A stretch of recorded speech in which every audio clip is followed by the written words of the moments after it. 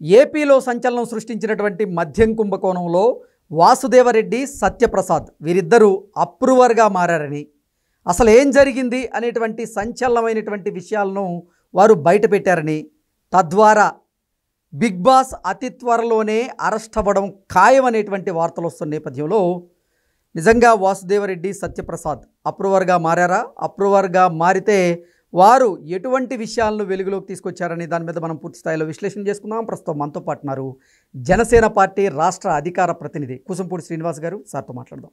Sir నమస్తే sir. మద్యం కుంభకోణంలో వాసుదేవరెడ్డి, సత్యప్రసాద్ వీరిద్దరూ అప్రూవర్గా మారారని, సంచలనమైనటువంటి వాస్తవాలను వెలుగులోకి తీసుకొచ్చారని, తద్వారా బిగ్ బాస్ అతి త్వరలో అరెస్ట్ అవ్వడం ఖాయం అనేటువంటి వార్తలు వస్తూ ఉన్నాయి. ఏంటి ఇంతకీ నిజంగా వాసుదేవరెడ్డి, సత్యప్రసాద్ వీరిద్దరూ అప్రూవర్గా మారారా? అప్రూవర్గా మారితే ఎవరు పేరు చెప్పారు అంటే ఏం చెప్తారు? ఖచ్చితంగా అంటే అధికారులు, ప్రభుత్వం పెద్దలు ఏది చెప్తే అది చేస్తూ ఉంటారు, ఖచ్చితంగా చేస్తారు.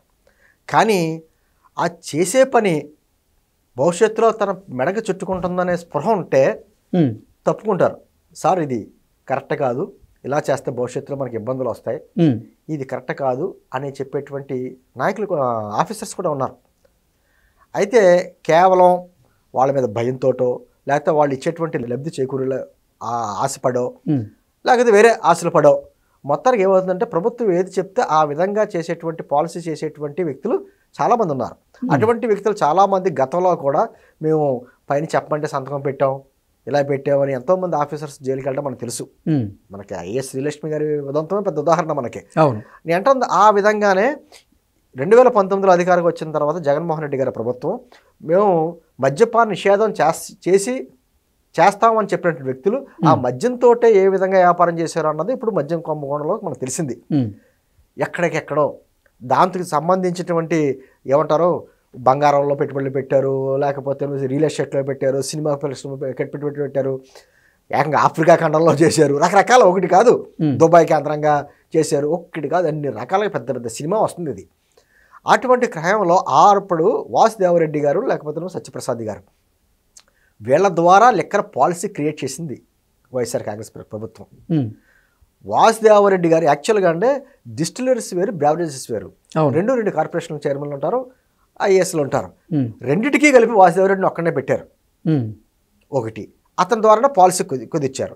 ఆ పాలసీలో ఎలా పెట్టారు? వాసుదేవరెడ్డి చేసిన పనులు ఏంటి, లేకపోతే ఈ సత్యప్రసాద్ గారు చేసిన పనులు, పలానా డిస్టిలరీస్ పలానా కంపెనీలకి ఆర్డర్లు తీసుకుంటారు కదా, వీళ్ళకి లబ్ధి చేకూర్చే వ్యక్తులకి, అంటే వీళ్ళకంటే మీన్స్ ప్రభుత్వానికి, ప్రభుత్వంలో ఉన్న పెద్దలకి లబ్ధి చేకూర్చే వాళ్ళకి మాత్రమే పర్మిషన్లు వచ్చేలాగా కొత్త కొత్త బ్రాండ్స్ అన్నమాట.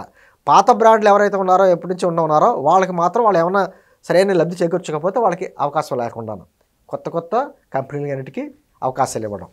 రెండోది అసలు ఆ లిక్కర్ పాలసీలు మనం మరి చూసాం కదంటే, కేవలం క్యాష్ ట్రాన్సాక్షన్ తప్ప డిజిటల్ ట్రాన్సాక్షన్ లేకుండా రూపకల్పన చేశారు. ఇదంతా వీటన్నిటికీ మాస్టర్ మైండ్స్ ఈ అధికారులు. ఈ సత్యప్రసాద్ అన్న వ్యక్తిని తీసుకొచ్చి అతనికి మళ్ళీ ఏ విధంగా తాయిలాలు ఇచ్చారు? మాకు అనుకూలంగా పనిచేస్తే ఖచ్చితంగా నేను ఐఏఎస్ చేస్తామని చెప్పేసి అని అతనికి ఆశ చూపించారు. ఓకే, అంటే ఈ అధికారులు ఏ విధంగా ఉపయోగించుకున్నారు? వీళ్ళ మాయలో పడ్డారా, లేకపోతే ఆశపడ్డారా, బెదిరించారా, ఏదైనా కావచ్చు. కానీ ఇప్పుడు దొరికిన తర్వాత వాస్తవం వీళ్ళ కళ్ళ ముందు కనపడుతుంది. అంటే ఒక పాలసీని తయారు చేసినప్పుడు పాలసీలో ఏమైనా లోపాలు ఉంటే ప్రభుత్వానికి ఎత్తి చూపాలి. ఇది చేయడం కరెక్ట్ కాదు. ఏమంటే చిన్న పిల్లలు అడుగుతారు కదా, ఈ రోజు టీ కొట్టు దగ్గర టీ తాగడానికి కూడా మనం digital payment, PhonePe, Google pay చేసి తాగుతున్నాం కదా. ఇటువంటి రోజుల్లో ఇన్ని వేల కోట్ల రూపాయలు వ్యాపారం జరిగేటువంటి లిక్కర్ దాంట్లో అసలు డిజిటల్ ట్రాన్సాక్షన్స్ లేకుండా ఎందుకు చేస్తాం? కరెక్ట్ కాదండి, ప్రజల నుంచి వ్యతిరేకత వస్తుంది అనే మాట వీళ్ళు చెప్పాలి కదా. ఒకవేళ చెప్పినా వాళ్ళు వినలేదా? ఏంటంటే వాస్తవాలు తెలియదు కదా. మరి మేము చెప్పాము కానండి, ఆ రోజు మమ్మల్ని బెదిరించారు, లేకపోతే మాకు ఆశ చూపించారని చెప్పర్లేండి, బెదిరించారని చెప్తారు అని ఏదో రకంగా ఇప్పుడు అప్రూవర్గా వీళ్ళిద్దరూ మారుతున్నట్టుగా వార్తలు వచ్చినాయి. అప్రూవర్గా మారి ఎవరెవరికి వీళ్ళకి సలహా చెప్పారు, లేకపోతే ఎవరెవరు బెదిరించారు? ఏంటి నిజంగా వాసుదేవరెడ్డి, సత్యప్రసాద్ గారు అప్రూవర్గా మారారా? వారు గనక అప్రూవర్గా మారితే ఎవరి పేరు చెప్పుండొచ్చు, ఎవరికి రాబోయేటువంటి రోజుల్లో ఈ మద్యం కుంభకోణం ద్వారా ఇబ్బంది కలిగేటువంటి అవకాశం ఉందంటే ఏం చెప్తారు? ఖచ్చితంగా అంటే మిగతా కేసులు ఎలా ఉన్నా కూడా మద్యం కుంభకోణం సంబంధించి అన్ని వేళ్ళు తాడేపల్లి ప్యాలెస్ వైపు చూపిస్తున్నాయి.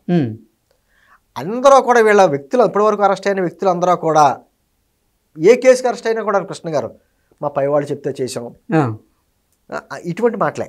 ఆ పైవాళ్ళు ఎవరో పేర్లు చెప్పడం. ఇప్పుడు ఆఖరికి అప్పన కూడా అంతే. ఇప్పుడు దొరికాడు చూసారా, అతను కూడా చిన్న అప్పన కూడా మా పైవాళ్ళు ఎలా చెప్తే అలా చేసాం, మాకు సంబంధం ఏంటి ఇలాగే. అదేవిధంగా ఆఖరికి సోషల్ మీడియాలో పోస్టులు పెట్టిన వాళ్ళు కూడా మా పైవాళ్ళు స్క్రిప్ట్ పంపించారు, స్క్రిప్ట్ ప్రకారం మాట్లాడారు, లేదా స్క్రిప్ట్ ప్రకారం చేసేవారు మాట్లాడారు. పై వాళ్ళ పేర్లు ఏంటనేది రివీల్ చేయాలి అట్లా. కానీ ఇప్పుడు వీళ్ళిద్దరూ రివీల్ చేయబోతున్నారు అన్నట్టుగా వార్తలు వస్తున్నాయి. ఎందుకంటే భవిష్యత్తు అంధకారం అయిపోయింది. వాసుదేవరెడ్డి గారు సత్యప్రసాద్ వాళ్ళు ఇప్పటికీ వాళ్ళ అద్భుతమైనటువంటి ఒక విద్యావంతులే కదండి, చదువుకున్నారు, చక్కగా ప్రభుత్వ ఉద్యోగం సంపాదించారు. ప్రభుత్వం ఇన్నాళ్ళ కెరీర్ అంతా ఏమైపోయింది, అయిపోయినట్టే కదా. జైలు జీవితం, రేపు వద్దున బయటకు వచ్చిన తర్వాత వాళ్ళకి ప్రభుత్వానికి సదుపాయాలు ఏవి రావు. తర్వాత ఆ మచ్చ వాళ్ళ జీవితాంతం వాళ్ళ ఆ పిల్లల మీద పడతా ఉంటది కదా.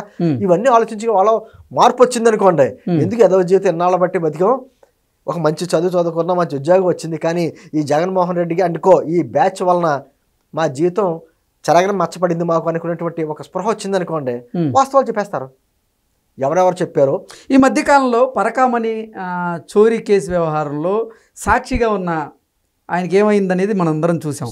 సో ఇప్పుడు గనక వీరిద్దరూ గనక అప్రూవర్గా మారితే వీరి పరిస్థితి రాబోయేటువంటి రోజుల్లో ఎలా ఉంటుంది? ఖచ్చితంగా వారి అప్రూవర్గా మారిన మరుక్షణం, వాళ్ళ వాస్తవాలు చెప్పిన మరుక్షణం ఖచ్చితంగా వాళ్ళకి పూర్తి భద్రత కల్పించవలసిన బాధ్యత కూటమి ప్రభుత్వం ఉంది. ఓకే, చూసుకోవాలి, జాగ్రత్తగా చూసుకోవాలి. ఎందుకంటే విగత జీవులుగా మారుతారు ఒకేసారి.